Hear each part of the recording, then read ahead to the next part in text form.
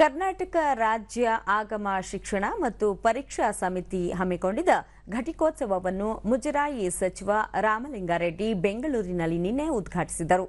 ಈ ಸಂದರ್ಭದಲ್ಲಿ ಶಾಸಕರಾದ ರವಿ ಸುಬ್ರಹ್ಮಣ್ಯ, ಉದಯ್ ಗರುಡಾಚಾರ್, ಜೆಡಿಎಸ್ ವಿಧಾನ ಪರಿಷತ್ ಸದಸ್ಯ ಟಿಎ ಶರವಣ, ಪೇಜಾವರ ಮಠದ ವಿಶ್ವ ಪ್ರಸನ್ನ ತೀರ್ಥ ಸ್ವಾಮೀಜಿ ಕಾರ್ಯಕ್ರಮದಲ್ಲಿ ಉಪಸ್ಥಿತರಿದ್ದರು.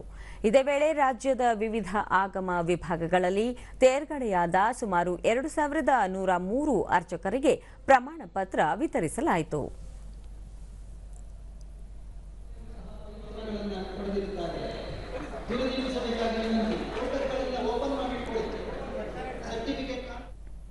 ಬಳಿಕ ಸಚಿವ ರಾಮಲಿಂಗಾರೆಡ್ಡಿ ಮುಜರಾಯಿ ದೇವಸ್ಥಾನಗಳ ಅರ್ಚಕರ ವೇತನ ತಾರತಮ್ಯ ನಿವಾರಿಸಲು ಕ್ರಮ ವಹಿಸಲಾಗಿದೆ.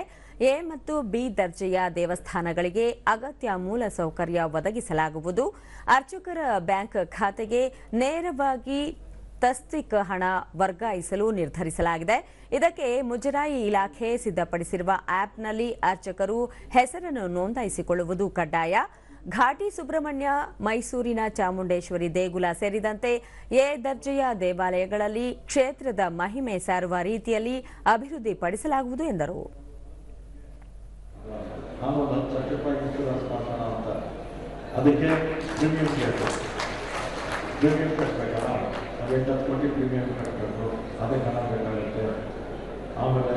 ಮಕ್ಕಳಿಗೆ ಸ್ಕಾಲರ್ಶಿಪ್ ಒಂದು 5 ಕೋಟಿ ಬೇಕಾಗುತ್ತೆ. ಆಮೇಲೆ ಮನೆ ಸೈಟ್ ಇರುತ್ತೆ, ಮನೆ ಕಟ್ಟೋಕ್ಕಾಗಲ್ಲ, ಮನೆ ಹಳೇದಾಗಿರುತ್ತೆ, ಅದನ್ನು ರಿಪೇರಿ ಮಾಡ್ಕೊಳ್ಳೋಕ್ಕಾಗಲ್ಲ, ಕಟ್ಟೋಕ್ಕಾಗೋದಿಲ್ಲ. ಅಂಥದ್ದಕ್ಕೆ 1,000 ಜನಕ್ಕೆ ಪ್ರತಿ ವರ್ಷ ಕೊಡೋಣ ಅಂತೇಳಿ ಒಂದು.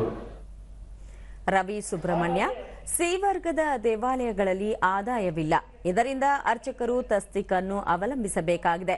ಆದ್ದರಿಂದ ಅರ್ಚಕರಿಗೆ ಪ್ರತ್ಯೇಕವಾಗಿ ಗೌರವ ಧನ ನೀಡಬೇಕು ಎಂದು ಮನವಿ ಮಾಡಿದರು. ವ್ಯಕ್ತಿಗಳು ಸಮಾಜದಲ್ಲಿ ತಪ್ಪನ್ನು ಮಾಡಿದರೆ ಅದು ಪರಿಣಾಮ ಏನಾಗುತ್ತೆ? ಹಾಗಾಗಿ ನಾವು ಅತ್ಯಂತ ಎಚ್ಚರಿಕೆಯಿಂದ ಜವಾಬ್ದಾರಿಯನ್ನು ನಿರ್ವಹಿಸಬೇಕಾಗುತ್ತೆ ಅಂತಕ್ಕಂಥ ಮಾತನ್ನು ಹೇಳಿ